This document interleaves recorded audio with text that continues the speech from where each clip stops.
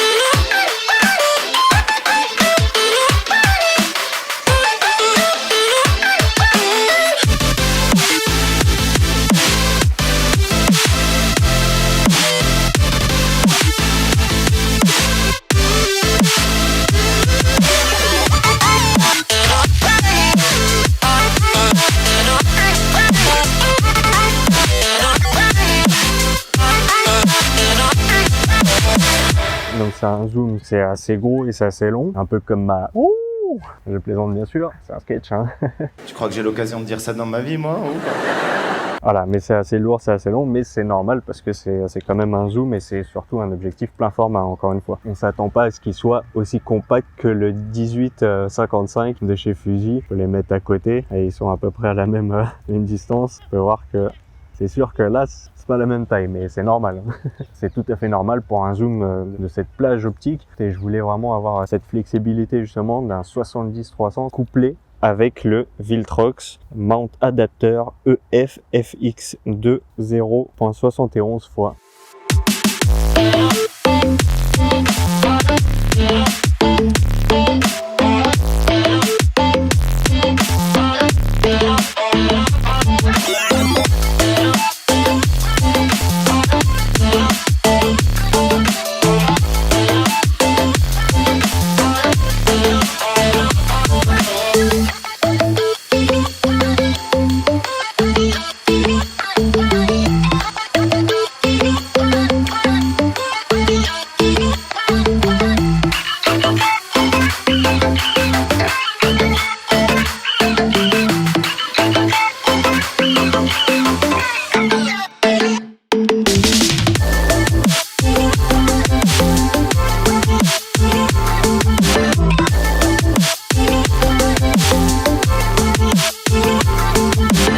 Donc ça veut dire que c'est un convertisseur, c'est un speed booster. Donc ça veut dire qu'on va gagner un stop de lumière. Au lieu que ça soit un 4 5.6, ça va passer à 2.8 4. Donc c'est un gain énorme en lumière et surtout pour un zoom de cette taille, donc de 70-300, c'est vraiment excellent. Il n'y en a pas beaucoup de ce niveau-là. En termes de qualité, c'est assez surprenant. Et donc en plus, à ce prix-là, c'est vraiment un petit combo imbattable au niveau du prix, bien sûr, parce que pour les performances, on va voir ça, c'est pas gagné hein. Je vais pas regarder l'objectif tout seul et l'adaptateur tout seul parce que j'ai que cet objectif-là qui va sur cet adaptateur. J'avais bien sûr mon 18-135 qui était vendu en kit donc avec le Canon 500D donc que j'ai acheté à l'époque en 2010. Donc ça fait un petit moment. J'étais assez limité avec celui-ci. Les performances en termes de piqué, tout ça, en termes de qualité, c'était pas ça quoi. Donc voilà, je vais pas changer d'objectif. C'est vraiment ce petit combo qui m'intéresse. Pour Fuji en fait, on n'en a pas beaucoup. Même les tierces parties comme Viltrox ou d'autres marques, il y en a pas. Il y en a pas d'autres. Donc il y a que les objectifs Fuji ou alors après c'est les objectifs Canon ou Tamron mais adaptés. Et donc les adaptateurs ça coûte assez cher. Il y a le Metabones qui vient de sortir mais ça coûte 700 €. C'est juste un adaptateur, 700 €, ça me fait un peu mal. Pour moi c'est un petit peu hors de question pour l'instant. C'est un speed booster mais à 700 €. C'est sûr qu'en termes de performance, Metabone c'est quand même réputé pour que ça soit de la qualité et que ça soit fiable. Donc il y a le Metabones ou sinon le Fringer. Le Fringer c'est le double de celui-ci, c'est plus de 300 € et le Metabone c'est le quadruple de celui-ci. Donc pour moi c'était pas envisageable. Et en plus le Fringer c'est pas du tout un speed booster, donc c'est juste pour avoir la stabilisation et les contacts entre l'objectif et l'appareil, mais c'est tout. Donc ça veut dire que ça va être le F4 5.6. Et là avec Viltrox c'est réputé pour que ça soit pas assez fiable. Justement on va essayer ça.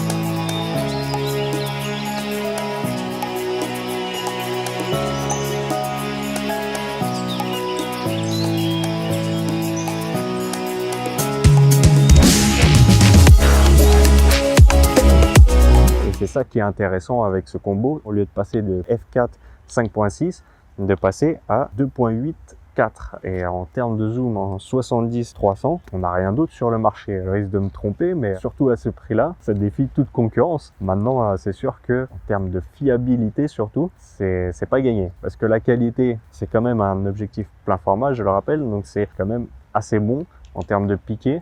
Ah, ça y est, je parle comme les vrais photographes.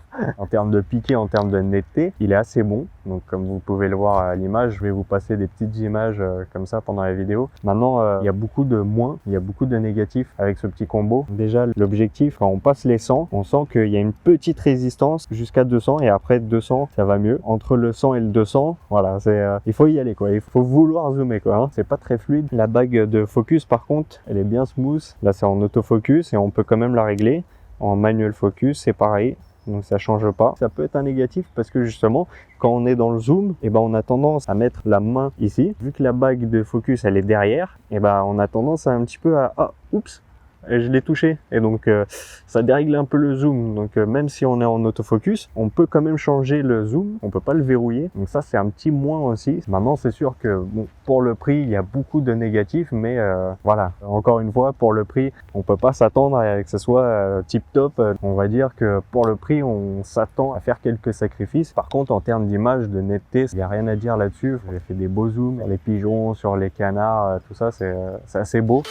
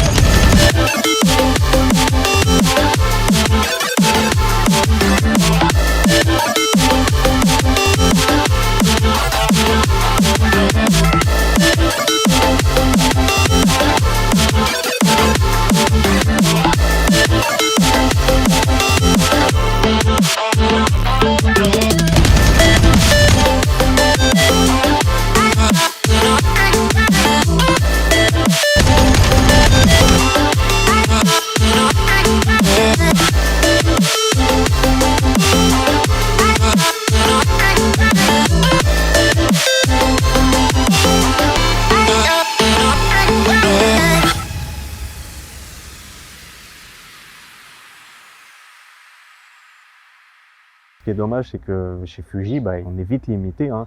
Donc on n'a pas trop le choix, sinon de partir sur des Canon, sur des Tamron. C'est un peu dommage. Sinon il y a le 100-400 qui est intéressant aussi, mais c'est pas les mêmes f-stop. On va beaucoup perdre en luminosité. Si le jour il tombe là comme maintenant, on va devoir vite pousser les ISO et ça va être très sombre. Donc en termes de fiabilité, bah, si vous voulez un autofocus qui loupe aucune photo, bah, passez votre chemin. Là c'est pas vraiment le cas avec ce petit combo. Là où je disais que c'était surprenant, c'est justement quand ça faisait bien le focus, parce que le focus est assez long en fait.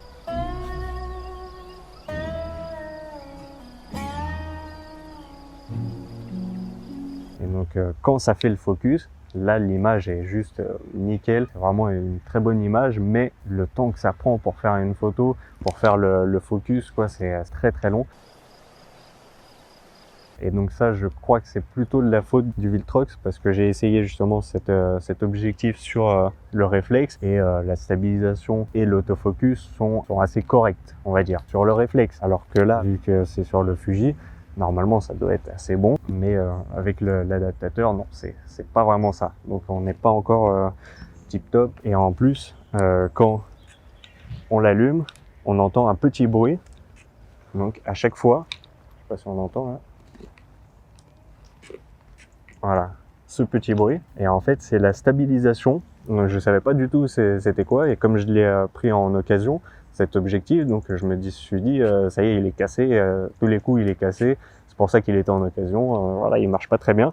Et en fait, non, je me suis rendu compte, encore une fois, que c'était l'adaptateur. Parce que quand je l'ai mis sur le réflexe, la stabilisation et l'autofocus était beaucoup mieux. Quand il règle l'autofocus, des fois en fait il perd la stabilisation, donc je sais pas pourquoi, c'est vraiment l'adaptateur qui fait ça. Donc voilà, encore un petit bémol, c'est vraiment pas très fiable à ce niveau-là, c'est dommage. Aussi j'ai remarqué que en visionnant les photos, il y avait des images toutes blanches. Est-ce que c'est l'objectif qui rentre mal en contact avec l'adaptateur et qui fait une image toute blanche? Là je sais pas c'est quoi entre les deux. Il y a aussi ce problème-là. Encore un problème, c'est que des fois on appuie pour prendre la photo et à ce moment-là, paf, ça devient tout noir. Encore une fois, ça doit être le mauvais contact entre l'adaptateur et l'objectif.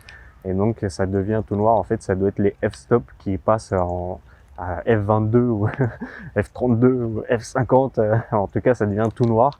Et donc, voilà, au lieu de rester sur la bonne ouverture, et ben, ça change comme ça. Donc, voilà, encore une fois, c'est dommage. Il y a encore un problème, c'est que on remarque vraiment avec le Viltrox un effet de ghosting. Je crois bien que ça s'appelle comme ça, comme vous pouvez le voir sur les images, bien sûr. Il y a un effet blanc au milieu, alors que tout le reste est correctement exposé, hein, mais au milieu, on ne sait pas pourquoi, c'est assez blanc. Donc, voilà, ça, c'est encore une fois, c'est l'adaptateur qui fait ce genre de petites choses. Voilà. Pour le côté vidéo, c'est même pas la peine d'y penser. Avec l'autofocus, ça va patiner, ça va être super long. Tout en manuel, ça peut le faire. Bien que ce soit une optique pour la photo, on dirait bien que c'est une optique par focale. Donc ça veut dire qu'en fait, quand on fait la mise au point sur un sujet et qu'on zoome dessus, eh bien le sujet, il reste en focus bien qu'on ait zoomé en fait. Alors qu'avec les optiques photo, eh ben ça dévie en fait et ça change à chaque fois le focus quand on zoome. Alors que là, avec cette optique, eh ben on peut voir que quand on zoome, on peut voir que ça reste en focus. Si je dézoome ou si je zoome, voilà, là il n'y a plus de la stabilisation. Voilà, là il y a stabilisation. Et voilà, ça reste en focus quand même. Mais en autofocus, ça fait l'autofocus, mais vu que c'est super long, c'est pas la peine quoi. Sinon, ça faisait vraiment un petit combo sympathique. Un 70-300 à ce prix-là, c'est le moins cher possible. Hein. 2.84, voilà, pour le prix. Voilà, il y a trop de sacrifices en jeu. Si vous êtes un professionnel, bien sûr, passez votre chemin. Hein, c'est pas du tout fait pour vous. À qui est adressé ce petit combo? C'est vraiment aux amateurs ou aux débutants qui veulent se faire la main. La stabilisation, en plus, elle est assez bonne. Elle est vraiment très bonne même, je dirais, parce que moi qui tremble beaucoup et tout ça, même à 300 mm, j'arrive à être à des shutter speed de 1/60 ou 1/50 des fois et ça fait des très bonnes photos alors que le Fuji il n'a pas de stabilisation et c'est vraiment grâce à la stabilisation de l'optique. Donc voilà, l'optique encore une fois c'est pas le problème, hein, c'est vraiment la connexion entre l'optique et le boîtier. Donc voilà, c'est vraiment l'adaptateur, mais pour le prix, à mon avis, c'est pour débuter, pour avoir un petit zoom comme ça, pour faire des gros plans. Donc si vous avez le temps, si vous avez la patience, parce que l'autofocus c'est vraiment un problème.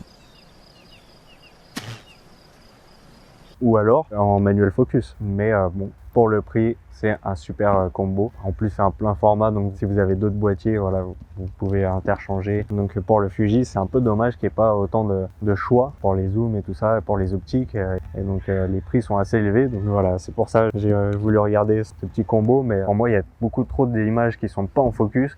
Donc c'est un peu contraignant et voilà, si je veux avoir l'oiseau en plein vol au bon moment, c'est pas évident. Donc à moins de faire vraiment du manual focus et tout ça, et à cette distance c'est un peu compliqué. Donc voilà, pour être franc avec vous, je vais peut-être pas le garder, mais voilà, ça fait quand même un petit combo sympathique et surtout à 2.84. Voilà, c'est assez intéressant. C'est pour ça que quand même j'ai décidé de faire la petite vidéo. Voilà, il y a quand même des petits positifs qui valent le coup de s'y intéresser. Si c'était pas intéressant, j'aurais pas fait la vidéo, vu que je suis pas sponsorisé ni rien. Donc voilà, c'est parce que c'est quand même intéressant. On voit quand même de beaux résultats, malgré le fait qu'il y ait beaucoup de photos qui soient pas en focus. C'est pour ça que je disais que c'était surprenant, parce que voilà, quand c'est en focus, c'est quand même beau à regarder, c'est quand même de belles images, ça fait un résultat assez intéressant. Et puis voilà, j'espère que cette petite vidéo vous a plu en tout cas. Donc comme d'habitude, on n'oublie pas de s'abonner et on se retrouve très vite pour les prochaines vidéos. D'ici là, enjoy!